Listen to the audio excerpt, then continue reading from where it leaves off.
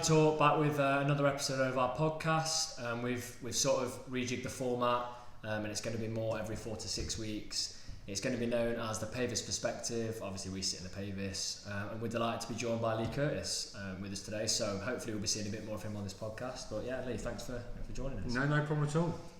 I'd like to kick it off with a few questions for you, Leigh. Now, it was a tough summer, wasn't it? There was a media lockdown at the club. There was all sorts going on. Now, was that a really tough time for you? Yeah, it was. I mean, it was a horrible time for everybody involved. I think from a media perspective, it was very tough because nobody really wanted to answer any questions, and obviously it was tough for all the staff, the players, and the supporters, because at that point nobody really knew what was going to happen. It was very tough. People weren't being paid. There were lots of rumours about who was interested in the club. Various consortiums came in and subsequently pulled out.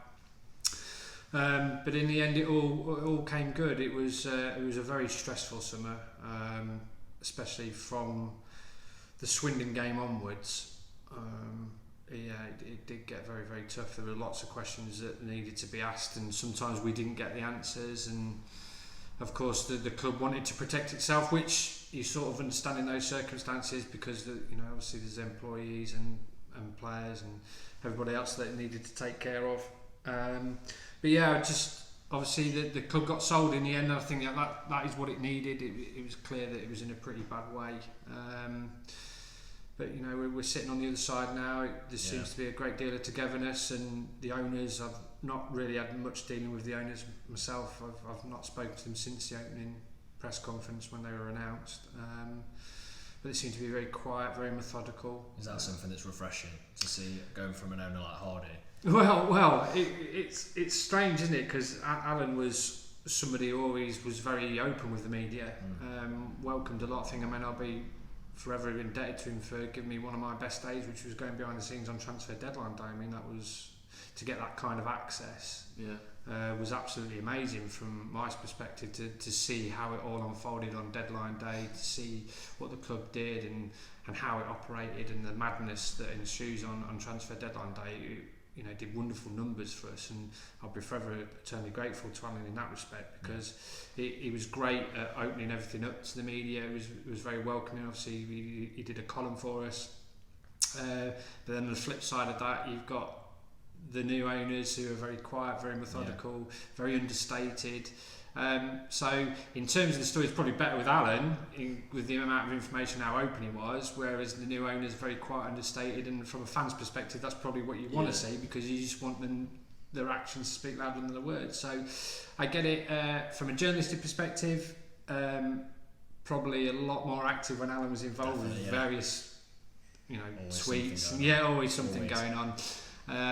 But from a football club perspective, you probably prefer the understated, methodical approach. I think you'll have to agree with that from a fan's perspective. Yeah, definitely. So, as we usually do on the podcast, we've come up with a few different points that we're going to chat about. So I'd like to kick things off with just the start of the season for you. What did you expect going into it? Because from a fan's point of view, and from ours as we spoke as friends, we thought that with all the upheaval, that squad was still good enough to win games from a fan's point of view, without a game plan, because you had the likes of Enzio in there, Hemmings at the time, Turner coming in. What do you think the start of the season's? Do you think it's been, I don't know, what everyone expected? I think it was difficult because with all the upheaval in the summer and the fact that the club were under a transfer embargo, pre-season, if you recall the games that certainly I did, a lot of square pegs were being put into round holes. I mean, Christian Oxlade-Chamberlain playing centre half, for example. Matt Tootle playing centre half. I think he played as a centre back that game. So you're looking at it and you're thinking, well, this needs resolving, because there's absolutely no way that the team could start the season as it currently was, no matter how good the likes of Hemmings and Baldwin are. There were some real problems that needed addressing, and let's not forget that the majority of that squad got relegated. And was weak in terms of its physical stature. It didn't possess a lot of character. So I always thought that the key to Notts' season hinged upon getting the takeover done early, getting the transfer embargo lifted, so we would actually have the entire summer to work on the problems that needed resolving. Certainly, centre of defence. I mean, that was such a big issue throughout the course of last season.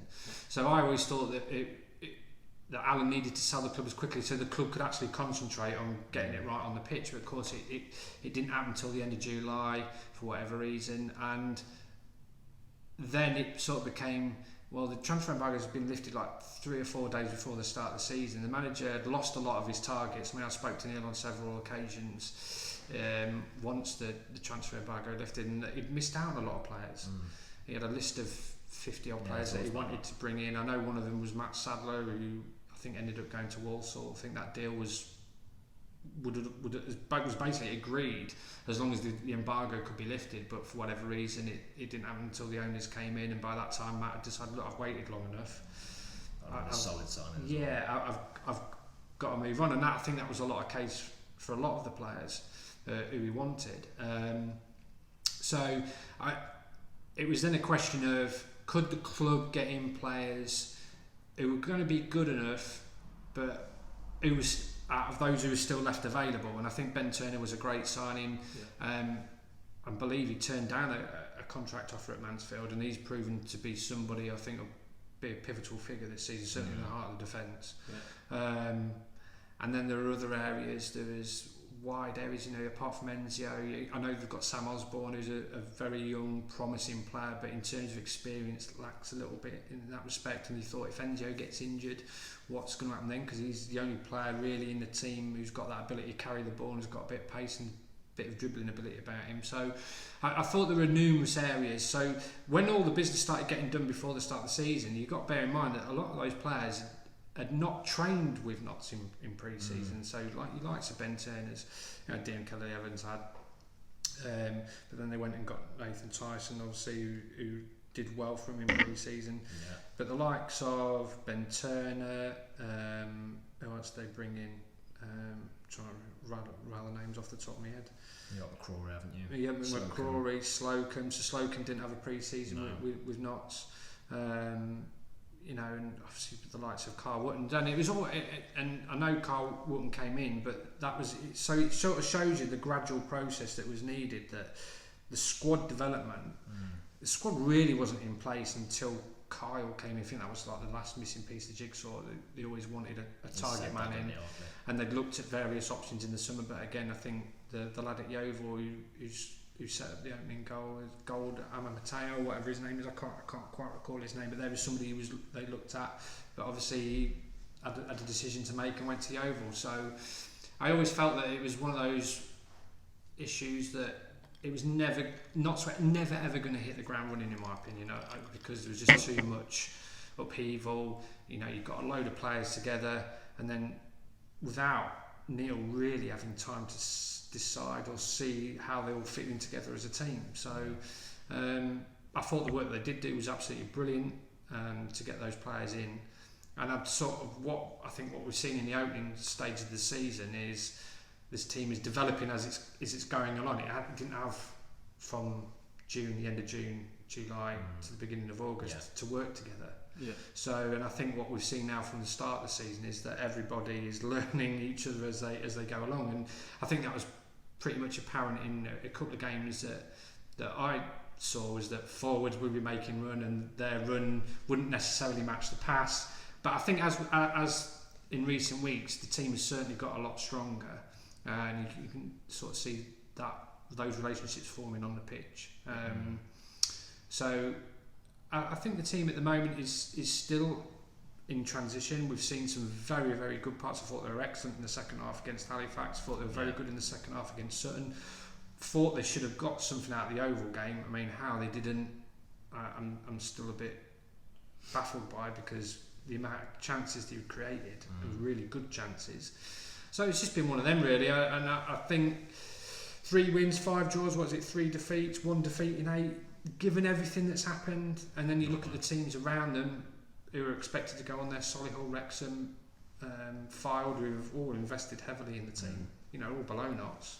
So when you take that into consideration, I think it's been a fairly solid start. I think from a fan's perspective, isn't it? Like, you've had the lowest of the low over that summer, and this is just going back to what I was saying, and then you suddenly see, 7 signings in one day? Yeah. I think that's what got the hopes up. Yeah. Definitely, because we were together when that happened. We were just like watching it all come through. Yeah. Literally, That day was crazy, man. you're seeing Ben Turner, you're thinking, what? Yeah. I mean, I can understand that, because from a fan's perspective, you want to get the signings across the line. But I think what that does cloud is that there still has to be an element of work getting more fit together on the training ground, and that takes time.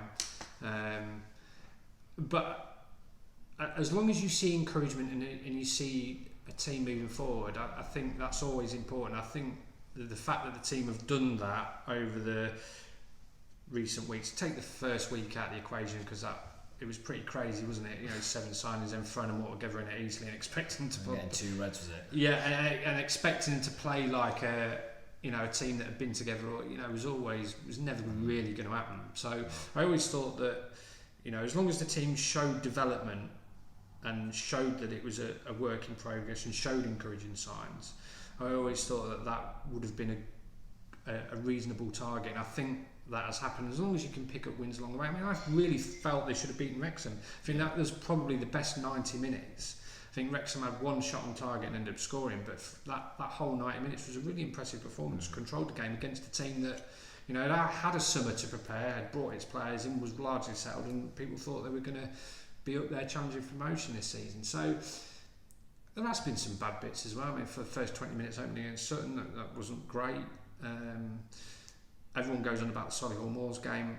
I actually thought Solihull were probably the most negative teams I've seen at Meadow Lane That was a shocker. in the 5 years that I've been here. Didn't want to come out. Just came to the game thinking that if they could nick a goal, they'd try and protect it. Played 1 man up front. So I think it's gone as well as you'd expect it to be, given everything that happened. Yeah. Would you say, as of recent performances and obviously the win, would you say we're at like sort of a turning point now? After Saturday? Yeah. I think that should give them a great deal of confidence. I mean, you sort of feel... that team, had it been last season, that team would have lost that game. Notts would have lost that game last year, because there was nothing about them last year. No backbone, no character. I know they brought in players in January, but there was a lot of splits in the squad, cliques, and that made things a lot more difficult. And then on top of that, you've got all the rumblings behind the scenes about being the club up for sale, various consortiums. So it's just so unstable at every level. Yeah. I remember the complete opposite from last season. One of the ends of the season games, I can't remember who it was. The opposition at Meadow Lane went down to 10, didn't they? And we were sat together. Exeter, 90th minute, I said. Exeter, wasn't it? Yeah, I said they're going to score. He said no chance. Next minutes later, they scored. Yeah. And I remember coming out of that game, and the fans we interviewed, fuming. Yeah. Yeah. I mean, I think that was... I mean, there were many games that I felt were pivotal. That one, I think the home form towards that back end of last season, that was what really sent Notts down. I mean, I always felt, and if you look at the table now, if you look at last season's table, if they'd won a couple of their own games, I would have kept them up. I think the point, if we'd have got a point against Exeter, it would have been the last day we could have gone for the draw against Swindon. Yeah, exactly, and that's massive. I think, and this is what's going to be so important this year, is getting your form right at Meadow Lane. I mean, aside from Kevin Nolan in that 2017-18 season when we reached the playoffs, there's not been a Notts manager apart from him who's had a really good home record. I can't think of anybody. Moniz certainly didn't. No. No one springs to mind. Sheridan, no. So nobody leaps out. I mean, I was speaking to someone the other day and said that the last person was Steve Cotterill, who in that had a really good home record. Yeah.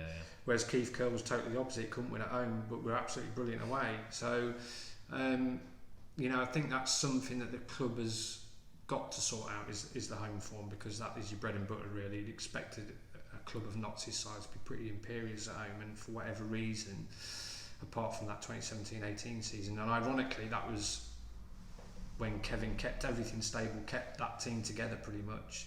Amiobi, George Grant, Duffy, Brisley, that had beaten relegation. When he kept them all together, there wasn't too much tinkering, and it had a really good home record. So I think that's something that this season, if Notts are going to be around the playoffs or pushing for promotion, that is something that they've got to really look at and make sure that they get something out of their own games every time, because I think if they can do that, then they'll be there or thereabouts. I think you're starting to see it now though, like you said, Solihull, most negative team you've seen in 5 years. Yeah.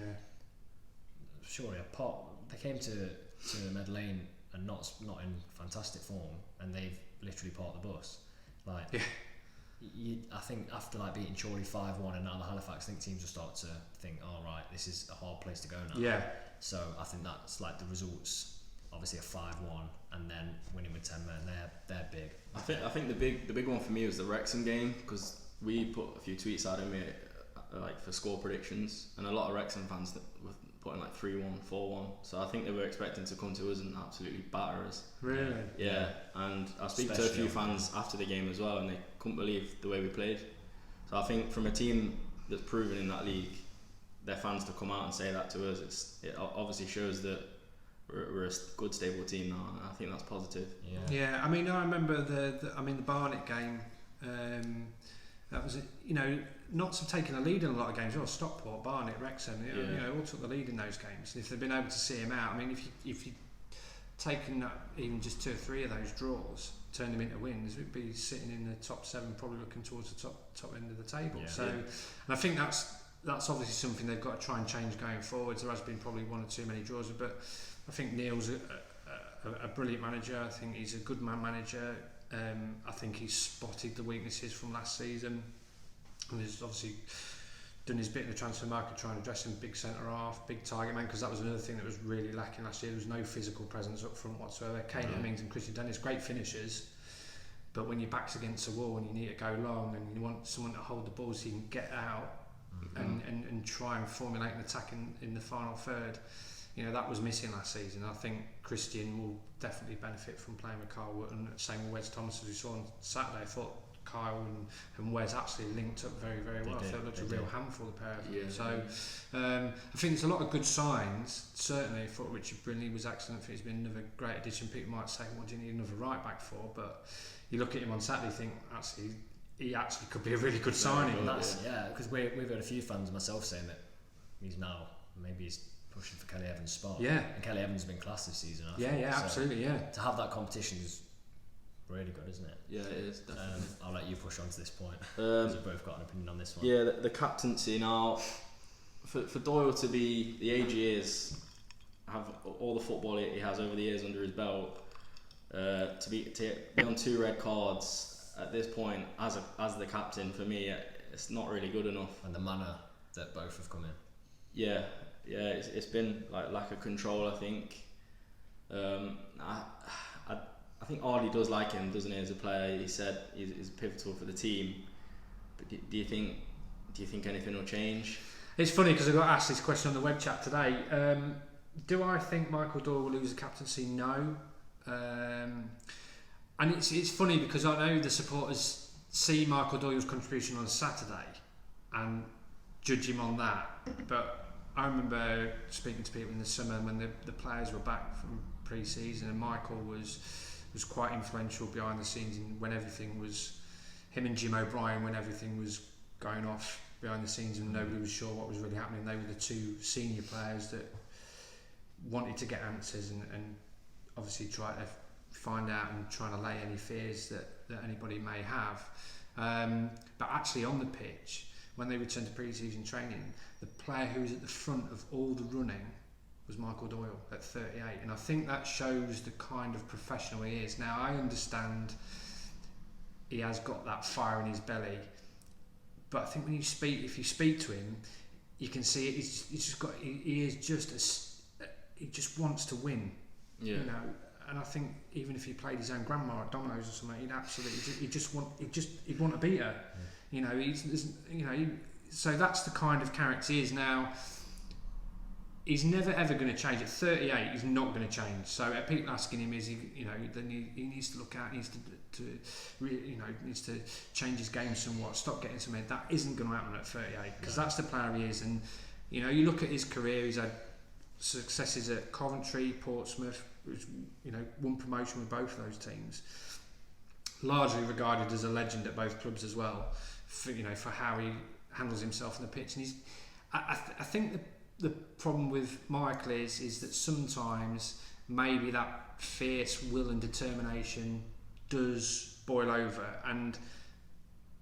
but I wouldn't want to take it away from him because that makes the player what he is. And actually, before the game on Saturday, I actually thought he played really well against Halifax. And in the games in recent weeks, I actually think he's been Notts' best player. I thought he was absolutely unbelievable against Sutton. You know, a lot of people, when he was screening defence, he'd get the ball and he'd just keep things ticking over and recycling. I know people don't think recycling the ball is a great skill, but I'll tell you what, not many players at this level will be as good as him at doing it. He's fantastic at it. And I thought he was exceptional against Sutton, and he was one of the fittest players on the pitch. You could see even at 85, you know, and he set up the goal as well. He set up Wootton's goal. You know, he was speeding things up. So I think, and I understand there are a few Notts fans who've got it in for him, but I wouldn't want him to change. I think it's playing in the centre of midfield is one of the most combative areas of the pitch, and that's somewhere where you have got to take control. And I mean, I've got to say, I'm a big fan of him, to be honest. Do you think that one important part of his game for Notts is the fact when he's on the pitch, do you think he spurs other players on, give them that extra 10%? Yeah, he's a winner, yeah, and you'll see him, if you watch him, he digs people out, you know, and that was another criticism of mine last year in that Notts team. Before he actually arrived in January, the team was way too quiet. I mean, talking is an art that you can't teach. I think, you know, you come across players who have, they either are good communicators or not. It's not something you can go on the training ground, right? So you need just, some players get in the zone and just concentrate on their own game, whereas others see everything that's going on around them and try and pull people into position. But I think communicating is such an important art, and he's certainly very, very good at that. And he's not afraid to let people know. Even the experienced players, you know, he's not afraid to say his piece. And I think you need that, because that was missing last season. And I certainly think with his characteristics now, he's very loyal, very committed, and I think you need those players in the dressing room. He's had a fantastic career. And the interesting thing now is what happens with Notts in these 4 games without him. That'll be a big... Because I think that will determine whether he's going to win his place immediately back when he's back from suspension, because if Notts go on a run of 4 wins, then he's going to find it very hard to get back in the team. But you know, we'll see whether his absence, you know, does affect the team in terms of its battling characteristics and his positioning in midfield. Because Jim O'Brien's a totally different central midfield player.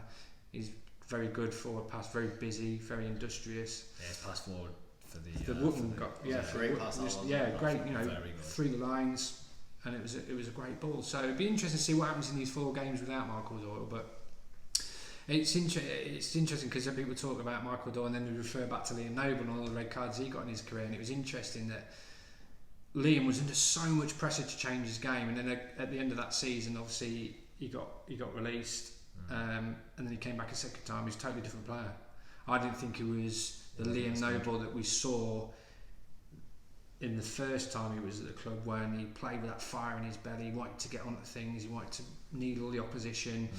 And he was scoring goals for fun, you know, that goal against Huddersfield in the cup, which was like 40-yard log or whatever, and he had that. But when he came back second time around, it was a bit like, he's not the same. He's not the same player. Fans expected so much, and in the end, I think a lot of fans, if he wasn't on the team, she didn't really care. Yeah, and it was a shame, because I just felt whether the whole red cards that he got at Notts, and whether he built this reputation as a bit of a loose cannon. He's gone away and thought, right, I've really got to change the way I play now. And when he came back to Notts the second time, he didn't sort of play with that same fire in his belly, and didn't look the same player that I felt at that point. I mean, I was looking at Liam, you know, the goals he scored against Huddersfield, you know, the free kicks he would score. He was a good finisher, left foot, right foot. I thought he's got a chance to make the championship again here. But for whatever reason, it's not happened, and now he's back at Hartlepool. And whether that is because he's tried to tailor his game because of what happened at Notts and all the red cards, etc., and I don't really know. But certainly Michael Doyle isn't going to change the way he plays. So in terms of the captaincy, I still think he is the number 1 choice for the captaincy in that respect, just purely because how well he's respected in the dressing room, and the way he leads on the pitch. It's good to get an insight from, obviously, as fans, we don't see behind the scenes as much, so it's bringing all those positives. It's just frustrating that Saturday felt like such a big game that he then got sent off. But like we were saying, if we lost the game, it's completely different. But I think that ultimately changed the outcome of the questions at the game, because had they lost, then it would have been all about Michael Doyle's red card. But instead, actually, it showed us that the team has actually got a lot of character this season to play like they did, and they weren't tepid once it went down to 10 men. They were very brave, were very aggressive. I thought they kept possession very well for 10 men. And others stepped up to the plate. I thought Jim O'Brien was an absolute monster in the second half. And I thought the pass for the goal was good, but there was a moment in the second half, and I think I referred to it in the analysis on Monday. I think Halifax countered late on, and he must have been shattered because he put so much into the game, but he raced back 70 yards, just got back into position, just to press, ended up winning the ball. And I think that sums up the mentality that Neil wants from his team this year. Yeah. Don't surrender at all costs. Don't surrender. Yeah. We saw too much of that last year. And I think one of the other things that has impressed me is how the team recovers from setbacks, like Sutton, for example, 1-0 down, came back, got the equaliser, and then absolutely bossed the game. So never would have seen that last season. No. So those sort of things give me encouragement that Notts are actually making pretty good progress. And I think as the months go by, they'll only get stronger and stronger. You're talking about the character in the team. I think for me personally, I think it's changed because it's like there's different reasons now for the team, such as like your strikers like Hemmings and like Enzio, like the high paid players last season that were, or not so much Enzio, like Hemmings. He was bought for the promotion into League One, whereas now we're buying players to sort of build up.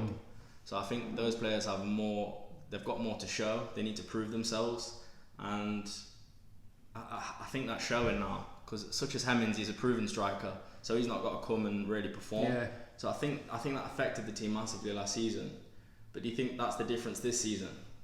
Yeah, it's a really good point. I think there's a lot of players, obviously, like Dion Kelly-Evans, for example. Yeah. His back signed for Kettering before he got into Notts. So for him, it's an important move for him. He's got to be a success at Notts County, and it's a chance for him to show what he can do. I mean, from people I've spoken to before, when he was at Coventry, he was tipped for very big things. A lot of big clubs are looking at him. Yeah. Even though he doesn't look physically imposing as a right back, but he gets stuck in well. His tackling is for tackling for such a small lad, it's unbelievable. The big guy, Solihull, he was flying 3 times his size. He was smashing him. I mean, that was one thing. I mean, that I remember going to cover the game at Nuneaton, and immediately you look at players. I think you always get. I always believe that first impressions count for a lot, and as soon as he started darting up and down the right wing, getting stuck for this kid's got a bit about him. He didn't just let the game pass him by. Yeah. And since he's come into the team, I mean, that choice at right back now, I wouldn't like to make that choice because I really like both players. Judging Brinley's one of these players who I think has got from people who speak to at Bromley say he's far too good for the National League. I think even Neil Harvey said after the game on Saturday that he's better than the league. And then you've got Dion Kelly-Evans who's come in as absolutely the ground running, has been pretty fantastic. I mean, he was excellent against Sutton. How do you drop either of them? Yeah, exactly. Yeah. So that competition, and hopefully that competition will actually drive them two on to try and, because obviously the first team place is up for grabs. Yeah. So those two competing against each other in training every day. You imagine that how they apply themselves. It's got to be 100%. None of them can afford to sort of take a step back because they're going to lose the place. Exactly, you wouldn't. You've got a player like Dion Kelly-Evans or Richard Brunley stepping, willing to take his shirt off you. You can't let your standards drop. So I think that's pretty good in terms of the competition. I think there is definitely a greater hunger and desire about the players they've brought in. I think Ben Turner, you look at him, I know he's experienced, but he's obviously still got that really good competitive edge. Yeah. And I think a lot of them were enticed by the project, in all honesty. I think. Do you think the stature of the club helps as well? Yeah, 100%. I mean, would Ben Turner go and sign for Solihull Moors? No chance. Exactly. So I think with the stadium, the facilities, the pitch, the history of the club, what it stands for, how it represents itself in the community, there are probably a lot of League Two clubs who couldn't compete with Notts County in terms of if Notts County come to the table and you offer the right money, you're invariably going to go to Notts County. You know, if let's say for instance Ben Turner's wanted by Morecambe, I know Cheltenham, and they've all put the same money on the table. You know, look at Notts County, they're all going to choose Notts County, aren't they? Yeah. So I think that would go for pretty much nearly all the teams in League Two. So I think that certainly helps. It's a great plus point for the club to have in terms of attracting players. Dropping back to that right back position, I've got to ask you about it. What do you think? Where do you think this leaves Matt Tootle? It's a strange one. I think Matt's just out of favour at the moment. I think he faces a real battle to get back in the team. So has Matt got the capacity to make himself or get himself back in the team? Definitely. Whether he can do it, we'll have to wait and see. I mean, last season, you know, I actually felt when, you know, Notts were struggling, I actually felt where Matt could play in the centre midfield, because I know he played there for Crewe, and I thought he would have been a good choice there because he's actually decent. Matt's decent in possession. You know, he's a good player. He's had a great career. You know, he's played for Crewe. Was on the verge of a move to Blackburn at one stage. So it's just a question of how much what can he do. You know, he's got to really try and force himself into the manager's plan. So it'd be interesting to see now, especially with Brindley and Dion Kelly-Evans in there. He's going to have to really work hard to try and get in there. I was just about to say, it's bar the goalkeeping spot. It's probably the hardest position at the minute to force yourself into in the whole team. Yeah, exactly. I was having this discussion after the game on Saturday. If you look at the squad now, I couldn't tell you who the best strike partnership is. I couldn't tell you who the best right back is. I couldn't tell you what the best centre back partnership is. Yeah. And you know, in the centre midfield, what's the best midfield combination? And that's because the squad's so good and it's got such competition. You know, is the best partnership Wootton and Dennis? Is it Wootton and Thomas? Is it Thomas and Dennis? Is it Tyson and Wootton? You know, and we're still waiting to find that out. You know, who's going to be the best right back? So it's fascinating in that respect. We've got so much competition for places, unlike last year, and the quality that can go in there. You know, I think, and that obviously must be having an impact in training. It has to be, because these players can't let their standards drop as simply as they're going to lose their place. You know, and not only are they losing their place, it's not like they've got a kid behind them who the manager might go, do you know what? Try him. Yeah, we'll try him. They're losing the place to a good player. Yeah. You know, player with experience. A player who's been there and seen it and done it, who's scored goals, you know, or the same, you know, if Dion Kelly doesn't perform, he's got Richard Brindley who's playing the Championship. So when you look at it like that, you're thinking, crikey, the level of training must be absolutely so high. Yeah. And it was funny because the day before Notts played certain Notts actually trained on 3G. I think it was Waltham, they went to. And apparently the training was the best that Neil had seen since he'd come to the club. So what happened in those first 20 minutes, I'm not really sure, but it was. But you must think that is a result of the impact of the players that are currently at the club, because it's strong everywhere you look. There is real fierce quality for places. Yeah. Do you want to lead into our last? Yeah. Final point. It's just another question for you, really. So obviously we've gone down a league. We're in the conference now. Have you noticed much of a change in facility at different grounds? Because I remember seeing a tweet from you that there was a power court. I can't remember what game it was. Yeah, it was Harrogate away. Yeah. They had to send a Sparky in. I mean, it's just. I mean, I turned up and I felt like I was on a hill, and there was a huge slope, and there was no power in the press box, which meant no Wi-Fi. And you're thinking, I'm on a Tuesday night deadline. The match port's got to be on the whistle, so that's, as soon as the referee blows full time, that's it. Match port's got to go. Yeah. So you're thinking, crikey, if you don't get Wi-Fi and you don't get a good phone signal, because you were told to tether our phones if there's no Wi-Fi. So what happens if you don't get a good phone signal? So if there's no Wi-Fi and you can't tether, I was thinking, I'm going to have to go old school and read this over the phone. Some poor bloke at the end of it on the desk who's going to have to type it all in, 800 words. And then we got there, and then the guy's like, no, we sent for an electrician to come and fix it. He came in and fixed it. I think it only I think the power only lasted like 10-15 minutes before it went again. So not as polished or as professional as what you'd expect league clubs to be, but it's part of the charm, innit? I mean, you know, turning up at Sutton on Saturday and being 50 miles away from the pitch, that was a new one. But yeah, you know, what I do find is a lot of the non-league clubs, and everywhere I've been so far, way more welcoming than what you'd find at football league clubs. Yeah, a lot of football league clubs just almost treat it like media black and go in, whereas Sutton couldn't have made you feel more welcome. Have you got a team sheet? Yeah, brilliant. Okay, is there anything else you need? No problem. So they might not have the facilities of like your Swindons or your Northamptons or wherever.